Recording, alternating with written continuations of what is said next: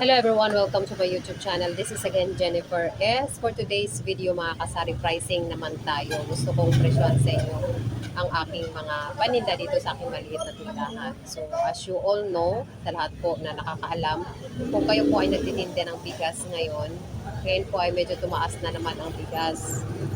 Tumaas na naman per sako ng 50 to 30 pesos per sack na naman ang tinaas ng ating bigas dito sa ating tindahan.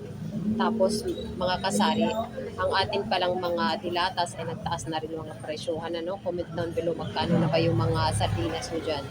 So yung sardinas ko dito sa aking tindahan ay 29 na po.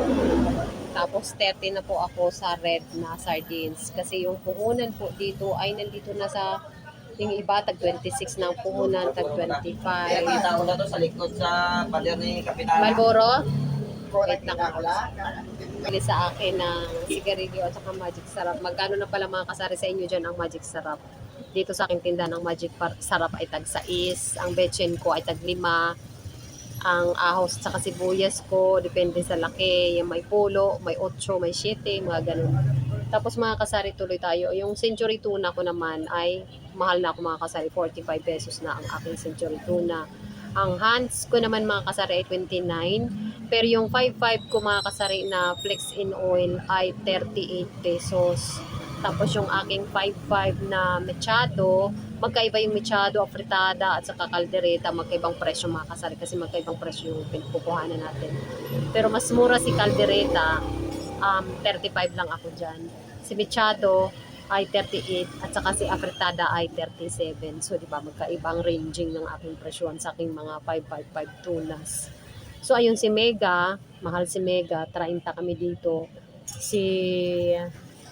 Ang isang ligo, yung sardinas na ligo ay 30 naman ako dyan. Green at saka red, 30 ang bentahan ko mga kasari. Tapos yung 5.5 ko na mga bistik, yung mga fried sardines, sa mga sari-sari store owner, alam nila yung mga pinagsasati ko dito.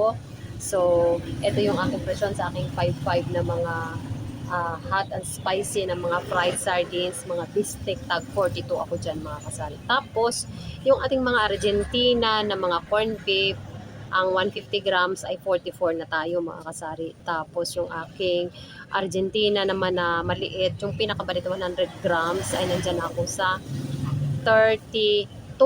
Ayan, 32. Pero mahal mga kasari si Pure Foods. Alam niyo naman si Pure Foods, mahal talaga yan. Yung corned beef na Pure Foods ko na malaki ay 130, ang maliit ko ay 95. Yung 150 grams, 95. Yung pinakamalaki ay 130. Tapos, ano pa ba, yung Argentina ko naman na 260 grams, yung pinakamalaki, 68 na ako mga kasari. Ganun na dito ang presyuhan. Tapos yung Argentina naman natin na meatloaf, nandyan ako sa 28. Meatloaf at saka beefloaf, 28 na ang bentahan ko. Ayan, tapos ano pa ba? Yung ating San Marino, yung red, at saka yellow, parehas lang presyon ko, 48 na tayo dyan. Hindi na pwede ang 45 kasi ang puhunan niya ay nandyan na sa 43 something, ganyan na po kamahal. Kaya 48 na ako dyan. So depende siguro sa pinagbibilhan natin, pero ang akin dito ay medyo may kataasan, kaya 48 tayo. Tapos yung aking mga itlog, mahal na sa itlog mga kasari, ang per tray sa large, alam niyo po ba kung magkano? 260. So, bentahan ko ay 10. 40 pesos lang po ang ating dyan. Nakita nyo naman kung gaano kamahal ang itlog. 40 pesos. Tapos, paglulutuan pa natin, kukuha pa kada gabi. Actually, ito mga kasari, yung ating itlog. Wala talaga akong tinutubo dyan eh. Nagagamit lang namin. Yun. Kumbaga, syempre kada gabi, magdadala ko ng 3 peraso. Sa isang araw, ilang tray lang ba ang maubos? Mabuti kung makaubos ka ng 2 tray. Ganun nakatumal dito mga kasari, sobra. Di kagaya noon, bibili ako ng 20 ka trays, 20 trays. Isang araw, makabenta ako ng mga 5, 7. Ngayon, wala na. Sobrang hila. Yun lang. Bukas ulit mga kasari sa aking presyon sa aking mga paninda. Actually, marami pa akong paninda na gusto kong presyon sa inyo. Yun lang muna for now. Thank you so much pala sa mga nanood sa aking video kahapon. Kahit na maliit, konti lang ang views natin. So, panoorin nyo rin yung mga kasari kasi magandang tip yung pinibigay ko sa mga gusto mag-sari-sari store at nung may mga sari-sari store na. So, thank you so much once again and see you on my next vlog. May delivery pala akong bigas. So, ayun. Tagpilang delivery? May charge pa pati delivery?